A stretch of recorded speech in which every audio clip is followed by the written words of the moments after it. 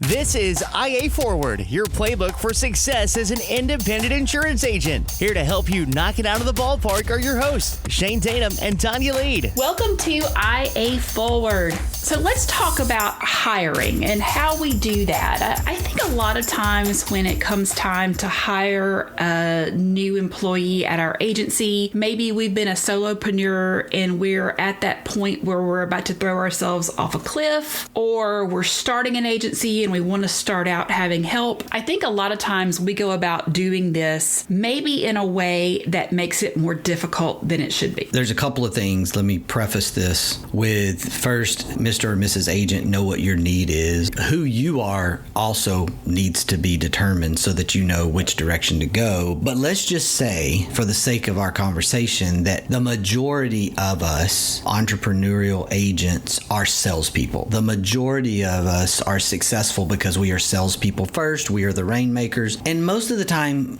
we need help. And we need help in different areas and different parts of our business. And they're usually things that we hate to do. That's first and foremost. But that being said, especially in today's job market, I do think that we narrow who we're looking for, experience, non-experience, someone that's licensed, someone that's not licensed. Do we need another sales executive to help us? Do we need an account manager or CSR type person? I mean, we start really getting narrow right off the bat. I did that at one time, and I think I've just kind of landed with that may not work.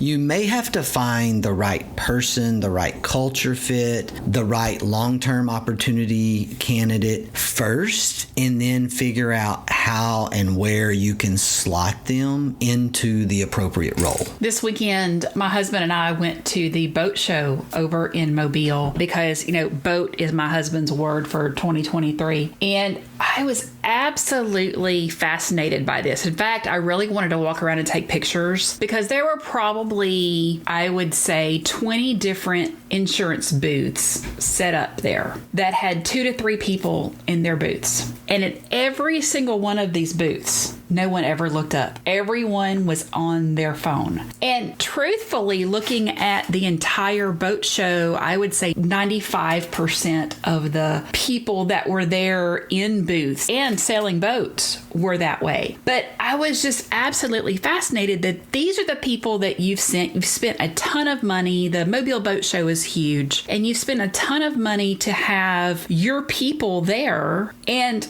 nobody ever looked up to say, hey, can I help you with something? So obviously, they either didn't have salespeople there or they didn't train the people. They didn't have the right people that were there to engage with potential customers. I think we just hire people and we throw them out there. That's a big problem for us in the industry. And I have learned over the last 7 months in now, just watching internally, Tara and our managing director of our retail programs, we've hired a set of sales executives, and those sales executives have been put through this onboarding, rigorous, really training, licensing, producer development, marketer development programs, just constant things that went on for like 10 to 12 weeks, like just really happening and really organized. Before they were doing anything else, they had to go through about 3 months of stuff. We are guilty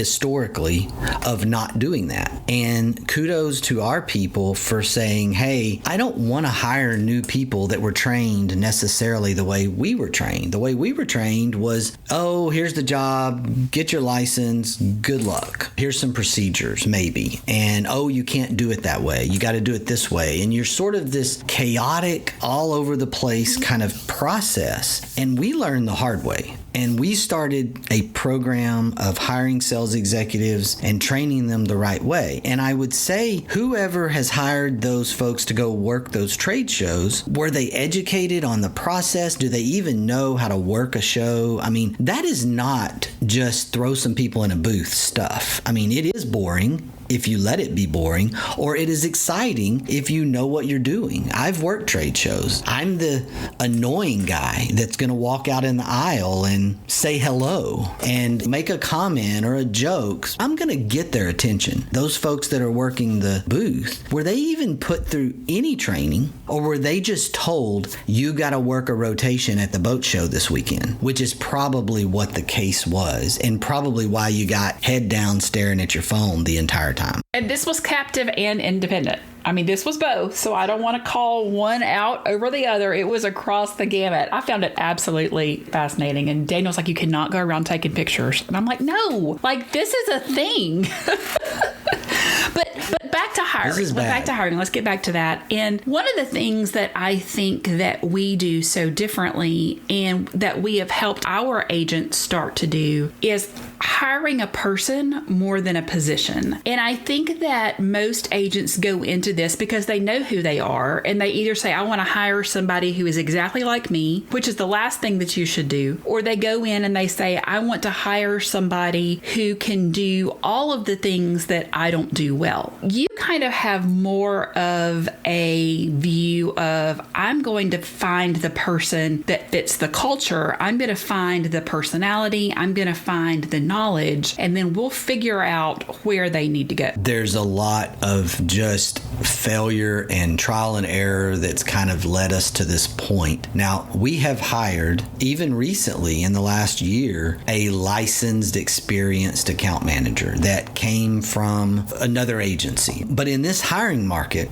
especially over the last year or two, it's become more and more difficult to do that. We've been lucky there recently. Now that we've had some experiences in the past where we hired someone from another agency with lots of experience. Well, let me tell you, the grass isn't always greener is so true in this. You hire someone with experience, with license, with, they already know, they already work in these companies. They already know the carrier portals. They know our management system. You think you're shortcutting the training, and maybe you are, but what you're not understanding is that person came from an agency that did things completely different than the way you do them. Or they are set in their ways and they already have in their mind the right way to do it. And if you have a different way of doing it, then you're wrong. So understand that all this experience sometimes comes with the baggage of that. So you think you're shortcutting training, but the culture's all wrong. So we've been there. We've made that mistake. And then there's let's hire them from the captive agency and move them into the independent agency. I love that, actually. That's been a really good success for us, but it is a little bit of a learning curve because you move from a single carrier to a multi-carrier environment. We've had more luck with that than we have the moving them from one independent agency over to our independent agency. And then there's the one that everybody seems to shy away from that I am gravitating to, and that is I want them green. I want them really don't care if they have an insurance background. I want to make sure they're a great culture fit personality wise. I want to make sure they're looking for a place to put some roots down. And then I am going to train them up in our way. All of that seems to be a better approach today than these other options that are out in the marketplace. I think that it is just as important to make sure that culture, that personality fits when you are coming out of being that solopreneur, when you're hiring that first and second person. Because if something goes wrong in a larger office, then it's not quite as in your face as if you're the only two people there. And if this is your first hire and your second hire and they don't fit culturally with you, they don't fit personality wise, then all of a sudden you're miserable going to the office. It doesn't matter what they know, their license, they're this, they're that. If you don't like working with them, if you can't get along as human beings because you constantly are at friction with each other, then it's a disaster. That's why I lean culture first. We've had situations in our past where I felt a little bit of a red flag, but I went ahead because they were experienced, licensed, and ready to go. None of those situations worked. I am O for life when it comes to that gut feeling of personality clash, culture clash, and deciding to go with the experienced or the licensed person over the inexperienced culture fit. Every time I went with the culture fit, most of those individuals are either still here or were here for a long time, a significant period of time. I'd say 5+ years, and maybe they went on somewhere else or they moved or whatever happened in life. They had an opportunity. We've had a few of those, but most of that culture fit start with us. Most of those individuals are still here, and that's the testimony that I see. That's what says to me, okay, that works. That's what we should be doing the most. We have a few agents that when it comes time to hire people, they've actually reached out to me and said, hey, Tonya, I've done an initial interview with them. I really like them. These are the things that I'm seeing. Do you mind doing a follow-up interview and give me your thoughts? Because here's the thing. When you're desperate to hire somebody, you're going to overlook red flags without even realizing it because you have this internal desperation. And there are so many times that second interview with someone else, with a party that is very neutral, you're able to catch some red flags. You're able to actually listen to what they're saying and what they're not saying. And I've been able to come back and say, hey, I think this person is going to be a great fit for you. Here are the challenges I think you're going to have. Or run the other way. Do not pass go. Do not collect $200. Like, absolutely not. We had an agent one time that I told that to. I said, this is not going to be a good hire for you. I'm telling you, this person's not going to fit within your office. You're not going to enjoy working with them. And they hired him anyway. And 3 months later, he called me and he was like, you are so right. What do I do? And, how do I get rid of this person without it,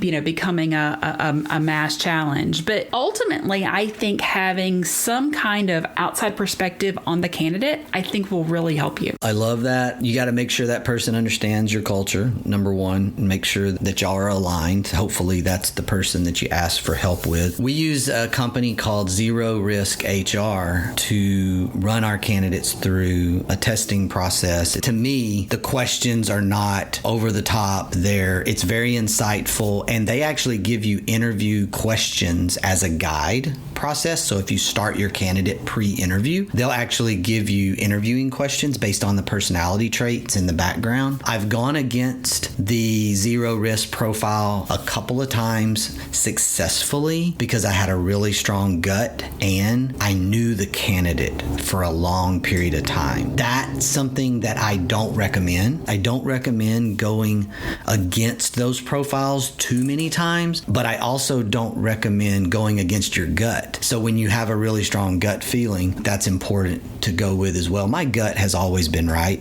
The other thing to your point is when you're desperate to hire somebody, it's kind of like going to the grocery store hungry, getting that second opinion, having that outside person give their opinion or some mechanism that can guide you there will keep you from grabbing all the food off the shelf at the grocery store because you went to the grocery store hungry. What do you look for most when hiring? I'm a little bit old school here. I look for little traits. The things that seem to be important generally come out in a person. This is one of those secret sauces that I don't know that I want to say out loud, but in today's world, people are applying for a job. They want to know what they're going to get paid. I get it. But one of the things that has always served me well is when someone came for an interview and never asked about pay. They just wanted to know about our company. They wanted to know about our values individually, who we were. They wanted to learn about us, and they were kind of up for the challenge of whatever gets thrown at them. That became this sort of problem solver mindset that I think that we look for. And I know I can get bashed on this. Well, wait a minute. What do you mean you don't discuss pay? We discuss pay in the offer,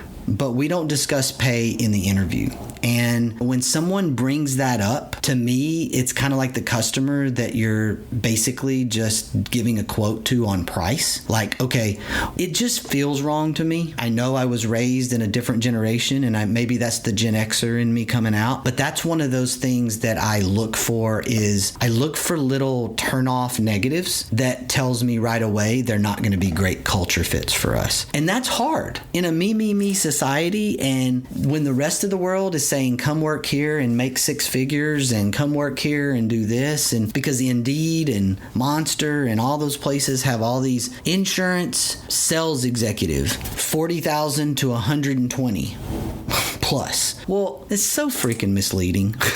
It's so dumb. So if I have a candidate that comes in the door and they're fixated on that, well, then I don't know that I'm ever going to be able to overcome that. But you got to pay competitively at the same time. Let's not miss that. Like, I get that. But I think that that's something that I tend to watch out for. I went down a rabbit hole this weekend and somehow got roped into reading an article of the top 10 best places to be an independent insurance agent. And it was one of these things you had to click through. And Texas was in the top 10. It was number 3 of places financially that you are successful as an independent insurance agent. But what I found fascinating about this article was number 2 was Florida. Now, if you're looking at best places, because these were best places to be an independent insurance agent in 2023, I don't know if Florida is where I would want to be. The Florida insurance market is on its head, but as an independent agency, being in a disrupted market does have its benefits. It can be something. Now, finding the markets, having the markets to place business in, premiums are through the roof. I kind of get it, right? I mean, you're going to pull your hair out. You're going to be stressed a little bit, but you're going to be writing some pretty good accounts. You're going to have total disruption. When there's disrupted marketplace, you've got plenty of opportunities running at you. Everybody's looking for help. And so as an independent, not an exclusive, as an independent, at least you have that choice. At least you have the ability to go out and secure some additional markets, whatever those markets might look like, and actually serve a consumer base. I found it really interesting talking about the Mobile Boat Show this weekend and talking to dealers. They were saying that you need to make sure that when you're making offers on boats in the state of Florida right now, that you have to have them add the language where you normally say, this offer is contingent based on your survey and based on deliverability and blah, blah, blah, that they're actually advising you to add the language of your offer of if you can get insurance on the boat. I mean, and when you have dealers that are saying this, that's scary. That's pretty scary. No, that's a scary marketplace. And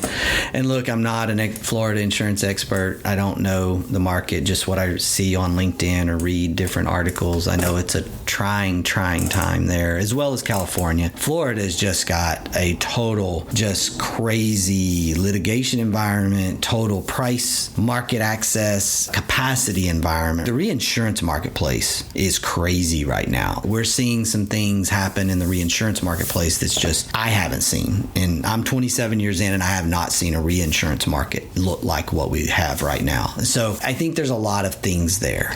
I do want to add this on what do I look for. Team player, being a part of an organization and seeing that this person can have healthy debate behind closed doors and walk out of that door as if the decision made was the decision that they were capable of making. I mean, that is ultimate independent agency environment to me. You have to have this both healthy debate, but also everybody pushing the same direction when the decision is made. And your decision may not get made, but if you are part of that organization, if you are all in, and this is kind of back to the culture fit, then you've got to be able to get on board. Finding those individuals that are like all in, organization first, is harder and harder in today's me marketplace.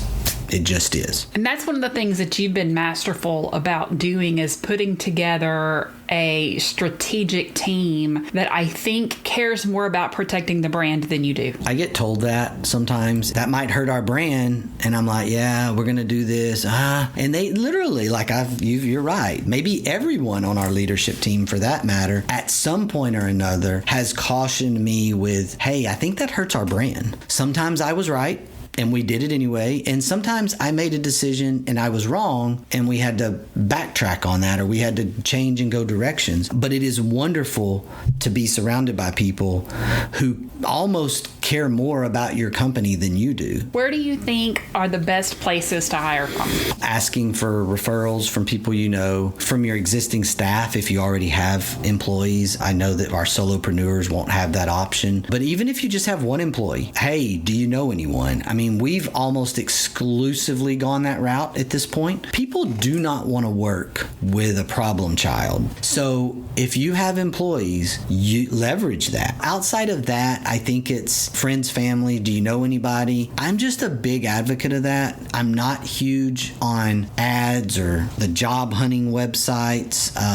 I think it just requires you to do so much more investigative work on who this person really is, because there's a lot of really good interviewers out there that are really terrible candidates for coming to work for you. There's professional job hoppers, resumes. If you do have to go that route because you're in a metro area or you don't have that luxury yet, check your references. Call those references. Don't skip that process. Don't ask me how I know this. You kind of know, right, when you call that reference. Even if it's, are they eligible for a rehire? Well, that's going to tell you right away. They're going to say yes or no. And you're going to know how they respond. You know, do they hesitate? I mean, there's things that you can pick up on based on who they put down. I always like to give people an opportunity to respond to that as well, because sometimes people can make mistakes. Sometimes people can end up leaving a job and maybe it wasn't under the best circumstances. So to me, it's not always a final if I don't get the most positive thing on the planet from a reference check, but I do know what kind of attitude they're going to have on how they respond to that. I agree. I think it depends on what's their experience. I mean, if they're 21 years old and they've had 4 different jobs in 3 years since they graduated high school, I mean, they're 21, right? I mean, you can't expect them to have this long career. But if you get someone that's had 15-year career and they've been at 12 different places and nowhere for more than 15 months at a time, something's not right. One of the phrases that I hear some agents use, and I know the hire is a mistake, when they say, well, this is so-and-so's kid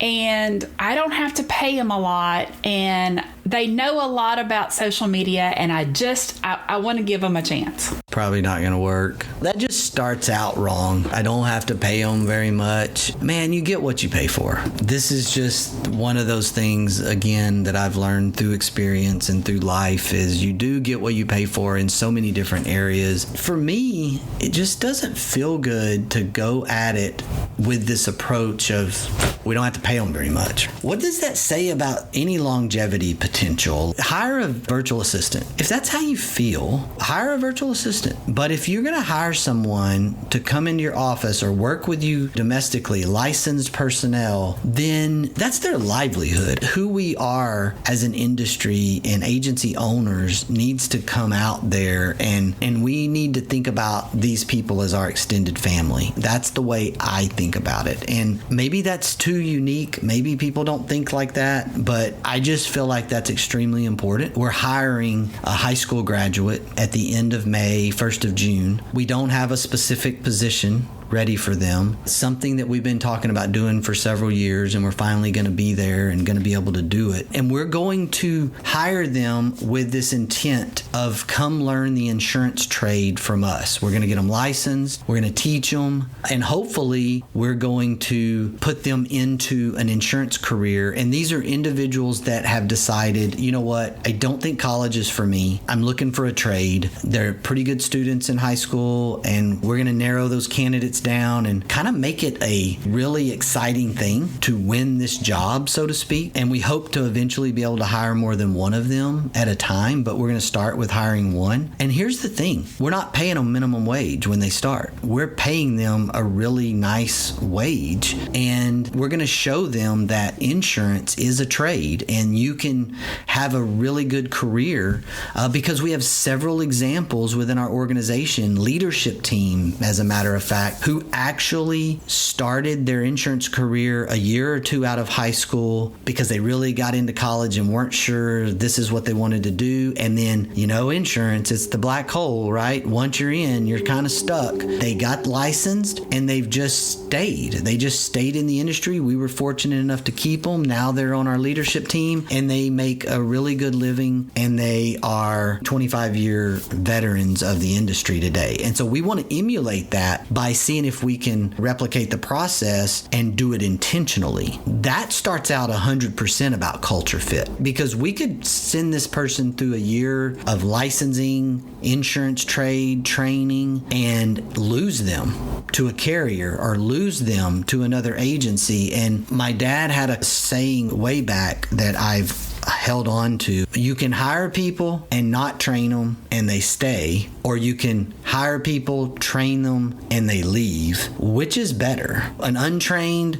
bad culture fit that stays in your agency and disrupts your culture or disrupts your function, or this person that you train and you really put through this awesome experience and then they decide, you know what, I've got a better opportunity somewhere else. That's a risk. That might happen. I would rather train that person and risk them leaving than not train that person, not hire the right person, and risk that they stay. I hear that a lot from agents is, well, what if I hire this person, get them licensed, spend all this money, and then they leave me and go to another agent? What happened? Why did they leave? You need to look at yourself. Like, that's the first question you need to ask is, why did they leave? Why wasn't working for me the place they wanted to be? And I think there's just been this realization over time that if you start with yourself, maybe you're the problem. Maybe we need to fix who we are. And I think that was us like 6, 8, 10 years ago. And I hope that we've fixed ourselves and now we're a place where people want to come and work. I'm going to leave us today with this quote from Simone Biles. I'd rather regret the risks that didn't work out than the chances I didn't take at all. Attitude's a choice. Make a great one. Bye, y'all. Ready to get the ball rolling with your independent agency? Learn more at IntegraAgent.com. That's IntegraAgent.com. Thank you for joining us on IA Forward. Make sure you never miss a show by clicking the subscribe button now, or learn more at IAForward.com.